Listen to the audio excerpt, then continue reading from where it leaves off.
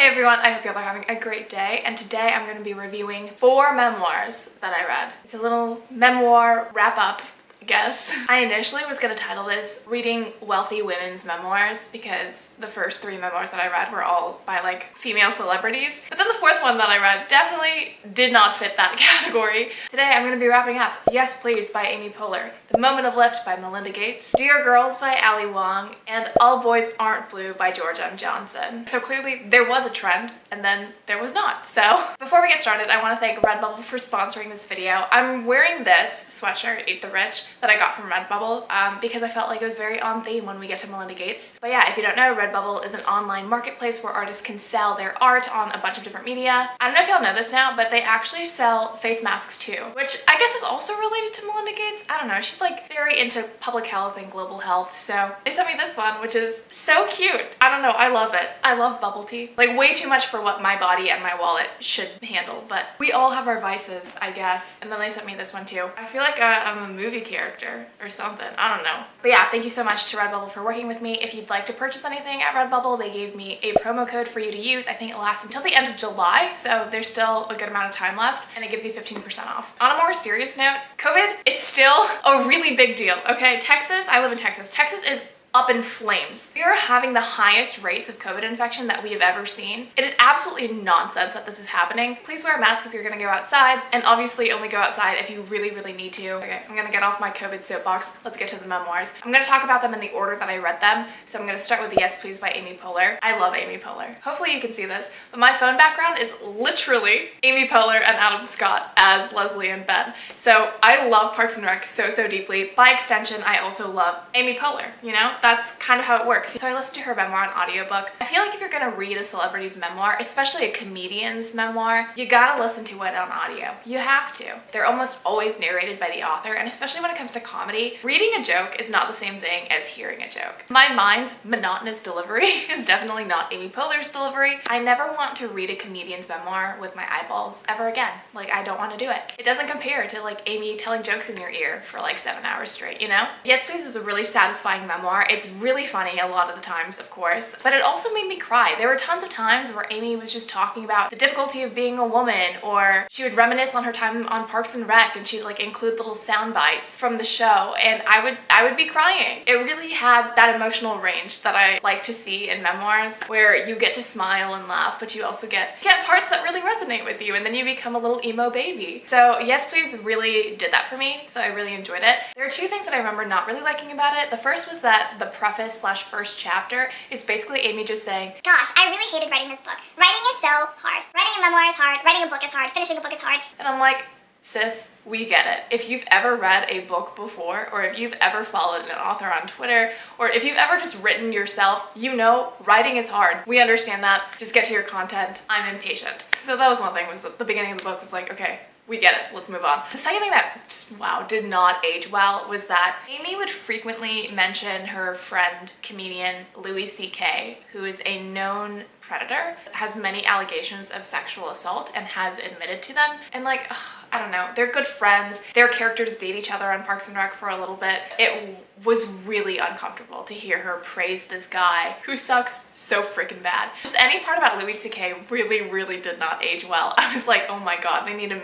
to print a new edition where they just cut all this out. This is not it. But besides those 2 things, Yes Please was super enjoyable. There's one key takeaway from this book for me. It's kind of her mantra throughout her book and her adult life, which is good for you, not for me. It's such a catchy phrase, and it's something that I feel like we need more of in booktube specifically, because a lot of times people think that if you don't like the books that they love, it's like a personal attack on them. The number of times I've gotten crazy, all caps, exclamation point, you don't know anything comments because I don't like Cassandra Clare or Sarah J. Maas or Kira Cass. It's like actually crazy. So good for you, not for me. Excellent mantra, we should all adopt it. Next memoir. The next book I read, I also listened to on audio. It's The Moment of Lift by Melinda Gates. I actually checked this book out physically from my school library back when I was a student. I never read it, and then it was just stuck in my dorm after we had to abandon it for COVID. I couldn't read it physically, so I checked out the audiobook. And Melinda Gates, she narrates the audiobook, but she really narrates it like she's giving a 7-hour long keynote, right? It like does not feel very personal personable at all, which is so strange because you're reading your memoir, you know, it's your words and it's your life and it's your emotions. She's reading it like she's performing it almost. Melinda Gates, obviously the woman who inspired me to wear this sweatshirt for this video. She's a billionaire. She worked for Microsoft where she met her husband Bill Gates. Now Bill and Melinda have the Bill and Melinda Gates Foundation where they do a lot of philanthropy, a lot of education and global health centered initiatives. And as far as billionaires go, which is already, you know, requires some suspension of hatred, right?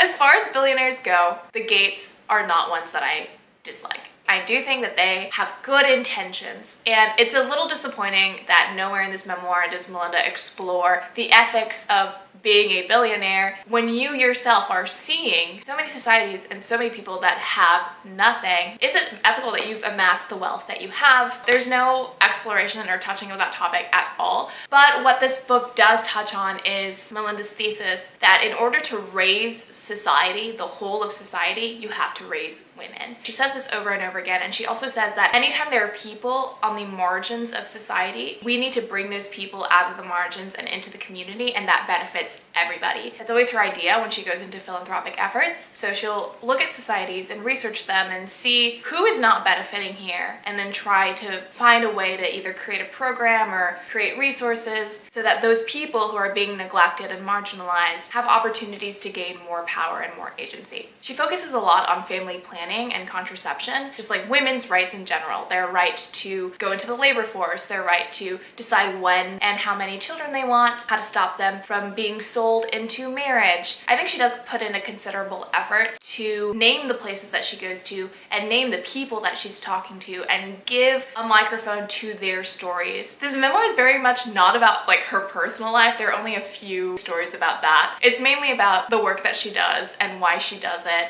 and what she's learned through traveling around and hearing other people's stories. Although she doesn't tackle like the ethics of being a billionaire and wealth disparity, she does tackle the ethics of global health and what are you implying if you're going somewhere else and deciding that your work is helping them. She really lays out her facts and her research and her data as well as her personal drive. Overall, I thought The Moment of Lift was a really lovely memoir. It was interesting to read, and I really do believe that Melinda Gates has a good head on her shoulders. I think she has good values. She's clearly super intellectual. And yeah, I'm sure there are people who want to roast her in her memoir. I'm not one of those people. So moving on, we have Dear Girls by Ali Wong. This is Ali Wong's memoir, kind of framed as a book to her two daughters, but only after they've reached the age of 21, which is very important. The content in this book is kind of wild. If you have any taste of Ali Wong's humor, you will know what to expect going into her memoir. If you've never experienced like any of her comedy specials, any of her work before, you're gonna be in for a very strange ride. I will say I love supporting Ali Wong because she's an Asian American woman,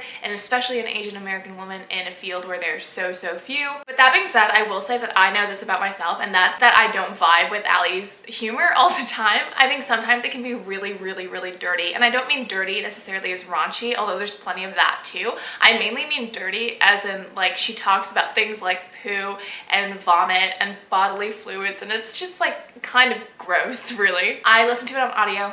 Of course, I definitely had a lot of laughs listening to this, but I didn't cry at all, and I really wanted that full emotional spectrum that I like to receive from memoirs, especially because just by the nature of the fact that we're both Asian American women, I feel like she easily could have talked about things that really resonate with me and would have inevitably made me cry because my threshold for tears is like negative. And she did talk about some things. She talked about the cultural divide between her dad and her mom because her mom's Vietnamese and I think her dad is Chinese. She talked about how she and her mother have a really complicated, tense relationship that has only gotten better since Ali having her own children. But even so, I wanted something more. I think I wanted more vulnerability and more exploration because a lot of this book is kind of just like her wild life story. And she talks about like life lessons she's learned from studying abroad, from flopping a comedy show, from stuff like that. One of my favorite lessons is how you can tell an Asian restaurant is good. I thought it was really funny because the steps are like, go to an Asian restaurant. If you see a white waiter, leave. Or go to an Asian restaurant. If you sit down and the waiter says some polite stuff like,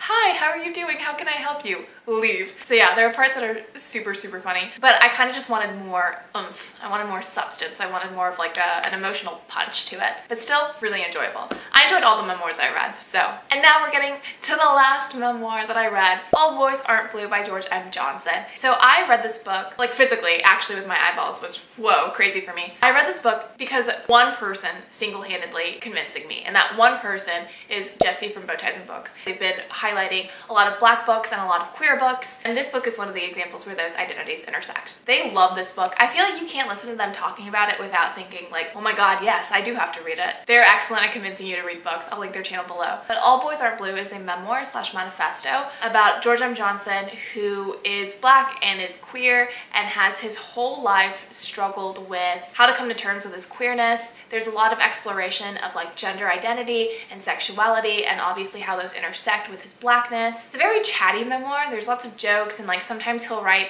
LOL at the end of a sentence. So it feels very casual, but it also feels very, very candid. And he definitely tackles a lot of difficult topics in this very short memoir. There are chapters devoted to sexual assault and violence and family death and things like that. So it's definitely a heavy book, but it's lightly written, if that makes sense. I don't know. It's one of those memoirs that you read and you're like, oh my god, it must have been so hard to sit down and revisit these memories and put them down on paper. And I think one of George M. Johnson's biggest arguments in writing this book is that it's up to us and we have the ability to be the blueprint for the next generation. It's just a really touching read, and I think for the right readers, this book could easily change somebody's life and perspective on who they are. My personal favorite section of the book, there are different sections. There's like teenagers, friends, family. My favorite section was family. There are chapters where he writes letters to his nanny or to his mom, and reading those honestly made me cry. I low-key was a leaky faucet. But yeah, absolutely worth a read. But yeah, those are 4 memoirs that I've read recently that I wanted to wrap up and share my thoughts on. If you have read any of these books, please let me know your thoughts on them. I also want to know, when you read memoirs, do you usually read them with your eyes or do you listen to the audiobook with the author as the narrator? Because those are pretty different experiences, I will say. Thanks so much for watching. Thanks again to Red Velvet for sponsoring this video. Please stay safe from COVID. The United States is really showing its ass on how it cannot handle any public health issue. But anywho, I hope y'all are having a fantastic day and happy reading. Bye.